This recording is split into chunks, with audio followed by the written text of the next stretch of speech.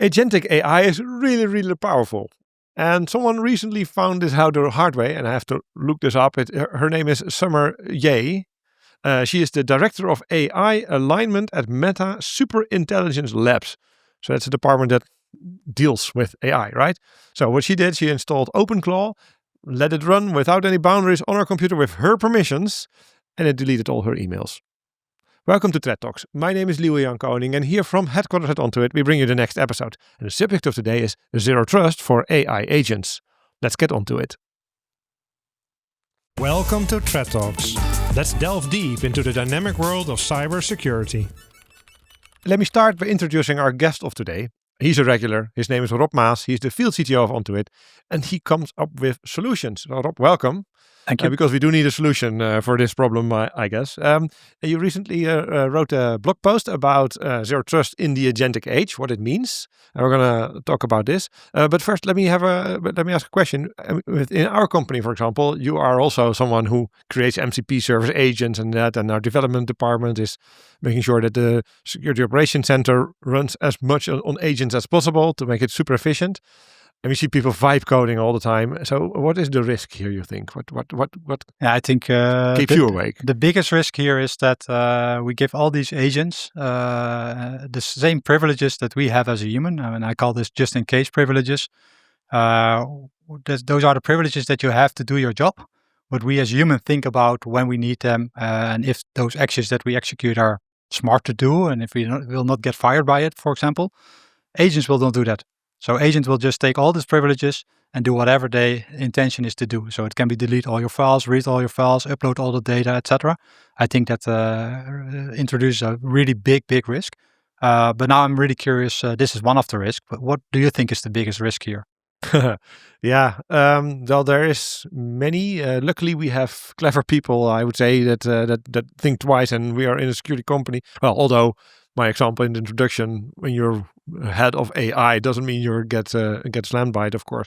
So there's many people creating things, and what I fear the most is that a portion, that a single super good at vibe coding guy at the SOC, for example, creates something that's really awesome, and we do not recognize it as being vital and awesome, and it becomes something vital to our primary business processes, and then this guy leaves or is sick or whatever, and there's something crucially going on there, and we don't know how to fix it. But our company has become dependent on it. So things that we are doing currently is mapping what we have, how important it is. Are they simple tools to make life easy? Like someone created an agent that you can ask for problems in certain firewalls, for example, and it will give you all the bug numbers that we know of. Those kind of things. Those are super useful to the SOC, of course. But if it doesn't work for a day, doesn't really matter that much. However, if it is an agent that responds to cases, like say someone made an agent that understands how to respond to a certain request for information on a vulnerability, and all that knowledge is getting into skills and prompts and all that of that agent, and it's not governed by our SOC 2 compliance for development, which is really strict, or nobody knows how it really works or how to tune it, and it breaks down in the middle of the night, yeah, we might have a problem. So we need to be really careful. We need to know what's out there and make sure that it doesn't become like this new wave of shadow IT. And it's easier than ever. I mean, even today. But I mean, if we fast forward for one year or so, everybody is a developer. So let's have and most of it for the good part. Honestly. The good part here is that it's also mentioned in this blog post. This one. So. I think we'll discuss it as well. Yeah, the blog post obviously will be in the show notes. But in the blog post, you took the CISA pillars, right? Mm-hmm. By the way, they align more or less with the Forrester Zero Trust Extended Framework also. So shall we peel it off there and see what's different here? Do we? I think that's does Zero Trust work in the first place? I mean, yeah, I think still a lot of people need to adapt to it. I think still, but it has proven its value, but it is just you need to put in work to make Zero Trust work. Zero Trust is just a strategy, and the implementation is something you need to do yourself as business. You cannot just buy a sticker and put it on the outside of your building and you're done. You really need to implement it. But once you have done so, it really works. But for AI also, I mean, is it? Yeah, So the do we need something new? Zero trust is really a strategy, and the implementation will vary, as we will discuss. But the whole idea, the same principles, the same concepts will apply. So it's still a universal strategy to cybersecurity. Then, yeah, that's in a way comforting. Huh? Yeah. Okay. Well, let's do the first one. Identity. Yeah. How does that change? I already briefly mentioned it, that we have just-in-case privileges as people when we work at a company. And that is because we have a kind of a conscious, we think about things that we are going to execute, at least I hope we do. And we can audit everything, and we can fire it if we make really stupid mistakes. And that all that, an AI agent doesn't have that. It will just, you give it an intention, it will try to use all the privileges it has to reach its goal. Mm-hmm. It doesn't have any consciousness. It doesn't care if it gets fired. So it will just execute it. I refer to that as non-human identities. So they are there. They need privileges, of course, but make it very small and to the point on what they really need. It's a bit like a worm, like a Trojan virus. Uses all your privileges everywhere. Yep. Unintentionally, and it was never your intention to use your privilege like that. And now the AI has the same kind of capability, but also doesn't. Yeah, that's just comparable. The difference with AI is, of course, that you give it an intent. It needs to do something, and it will just try as long and as fast as it can to reach that goal. Where at least traditional worms have static code, which you can detect more easily. Yeah. Mm-hmm. Yeah. You also mentioned a human can be held accountable, and an agent. It actually reminds me of this episode of Black Mirror where they had an app. Well, the end of the episode is that it turns out to be an app where people try to match two people together, whether they would have a romantic relationship. And how the app worked is to spawn 1,000 instances of both people and see whether it would go on a date or so, and how that date would go. And in that way, the life expectancy of an agent's mind is super short, right? So it and the agent doesn't even have time to apologize if it screws up. Yeah, and depending on the agents, most agents nowadays can also spin up new instances of agents to do things in parallel. Yeah. So it's very relatable. Yeah, and they sometimes hallucinate, as we all know, and that doesn't go away so far. Huh? Okay, so but what do I have to think of that in practice then? Because now most organizations have a LDAP server where humans are in. Are you advocating that AI agents should have their own branch, their own organizational unit in LDAP? Well, more or less. I refer to a vault. It's more common already in cloud environments and also in containerized environments where you get just-in-time. You have identities and you get just-in-time privileges. So you get an identity and that has certain privileges, and you can quickly rotate them, pull them back. And when you spin up a new agent, it should get a new identity with new just-in-time privileges. So you can at least have more control, but also, especially with AI, where you send a lot of data, in most cases, to the cloud, you don't want any identity or the authentication code or token or password to end up with the cloud provider, because if it is not rotating, then it can be used forever with all the privileges that are attached to it.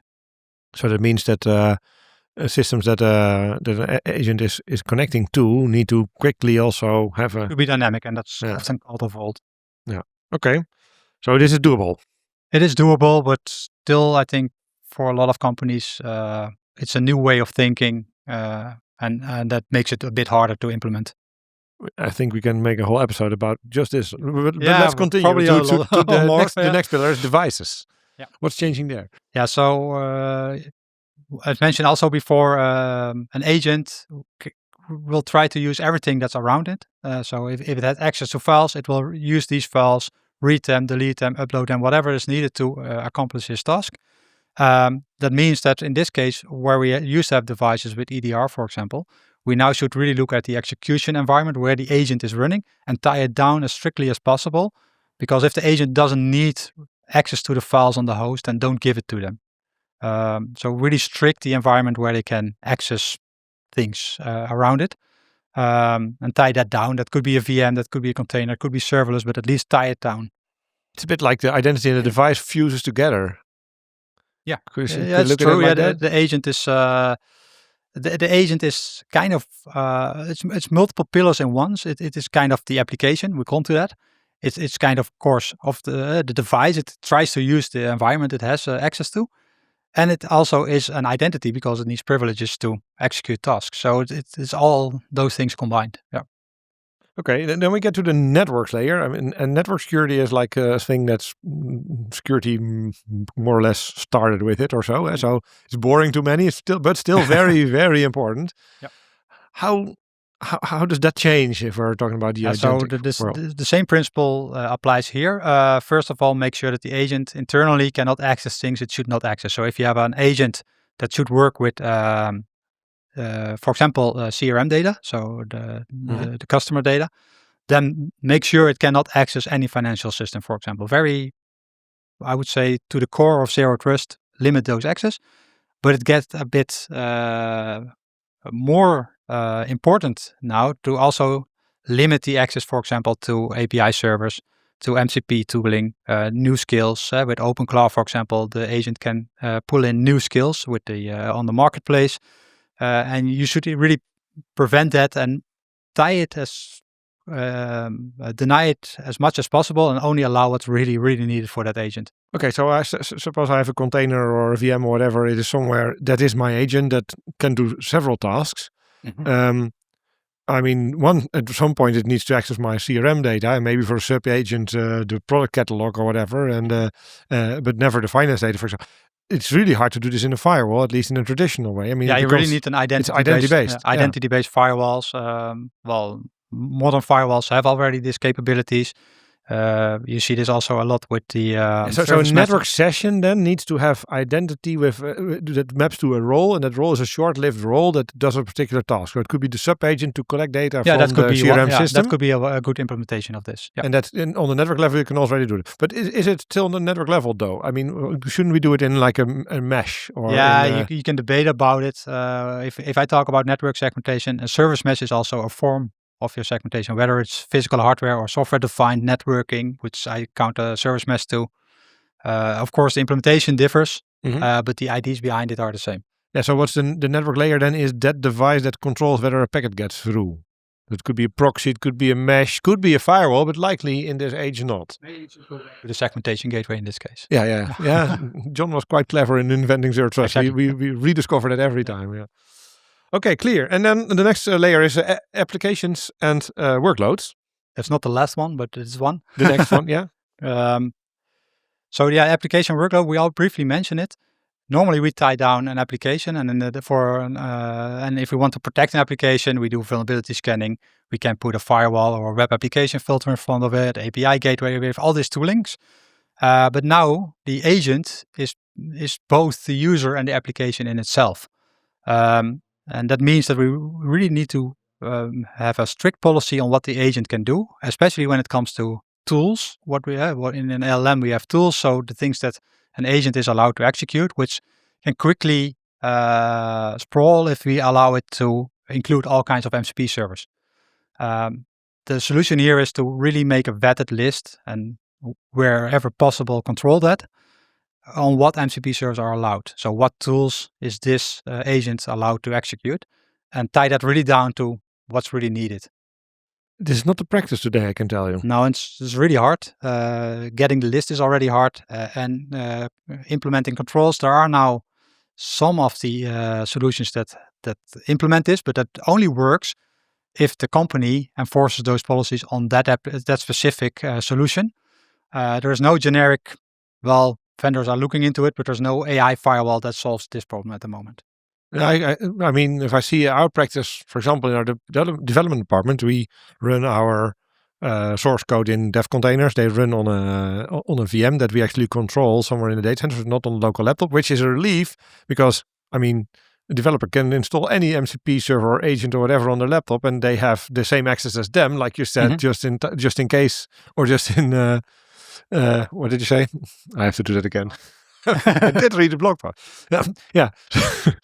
Or just in case, if it's mimicked employee. Yeah. So I'll do it again. Embarrassing.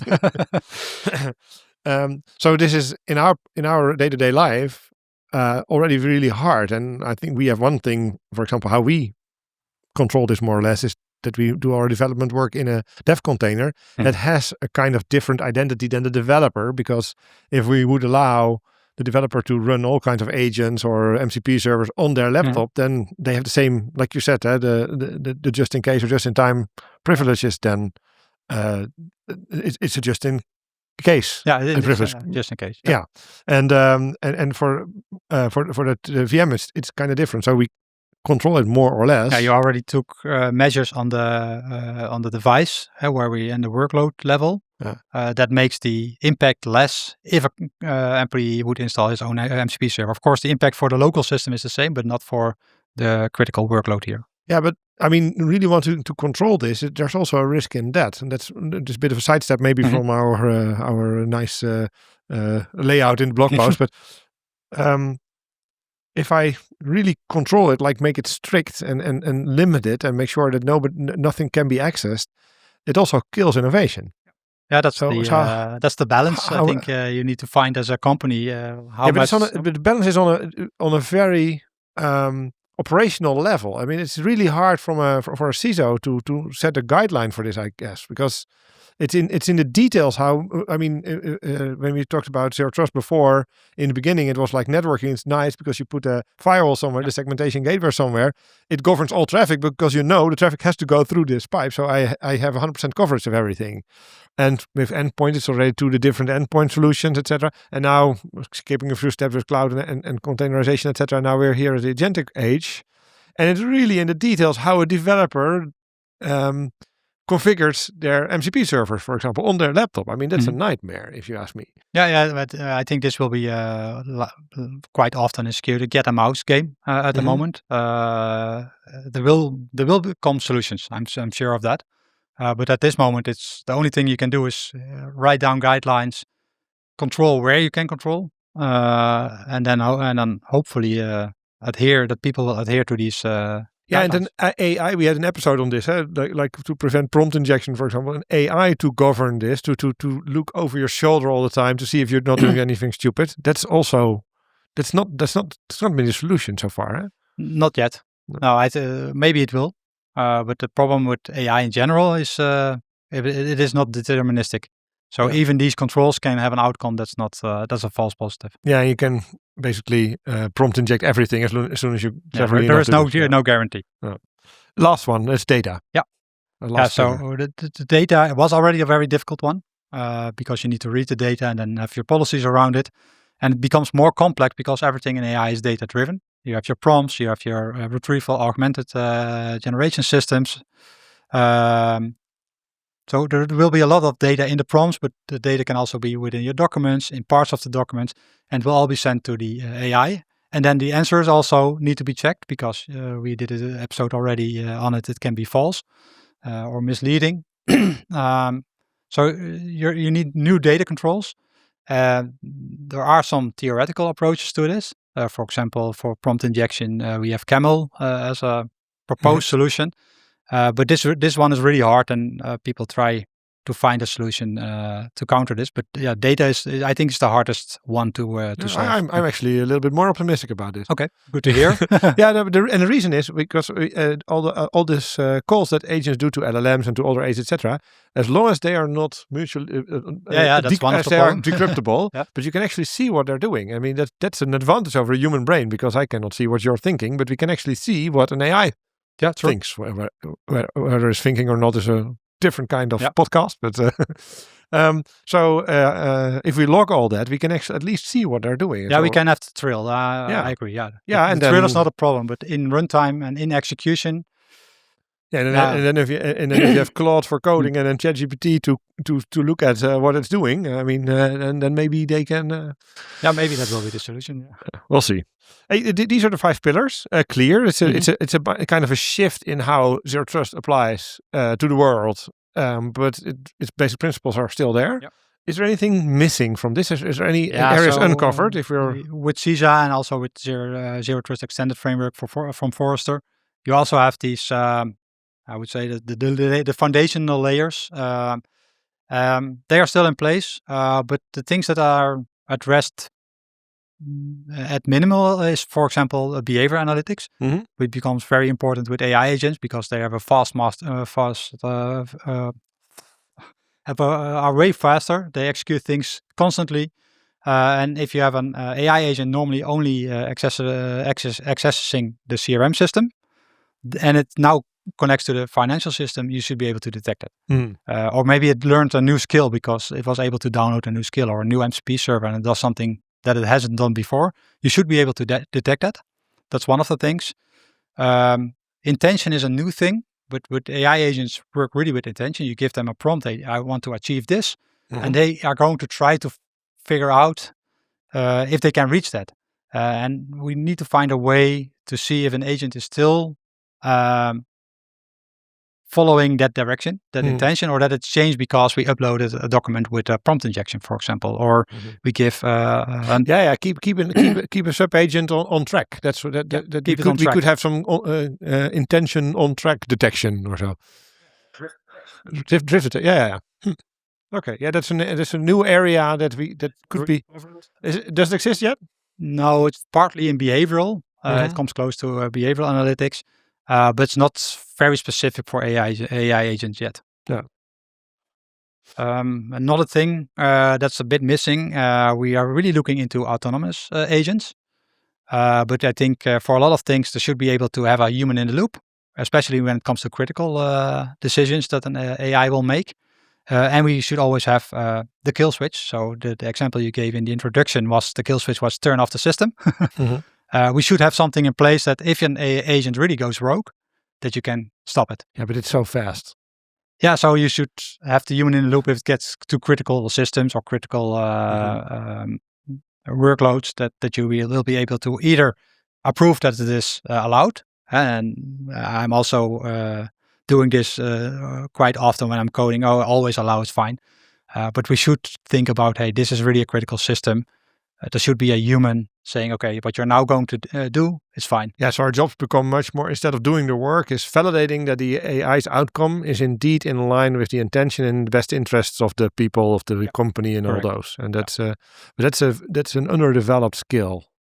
Yeah, it's at least in our company. For everyone. We're putting a lot of effort in this actually. But I think for everyone, this is new because AI in general is quite new. So everyone needs to learn. When they are going to use AI, everyone needs to learn this capability. Clear. Our time is almost up, but what should we do? What should be the next step or the next few steps that any organization should take to make sure? Yeah, it's not very different than we discussed before. I think everyone should embrace AI because it is coming. There's no denial about that. Either embrace it or go bankrupt, huh? More or less. But start with making sure that you have a good overview of everything that's being used within your company, especially when it comes to MCP servers and the access they have. I think that's the starting point, because if you don't know what people are running and doing with AI, then will be really hard to implement the other controls. Does every organization need to have one authority on AI specifically, like an AI officer? Maybe we're heading in that direction. I think for now it's an extra role or function for the CISOs to at least get an insight in, hey, what's my company doing with AI and what risks are involved with it? Well, lots of work ahead. But also very exciting, I might add.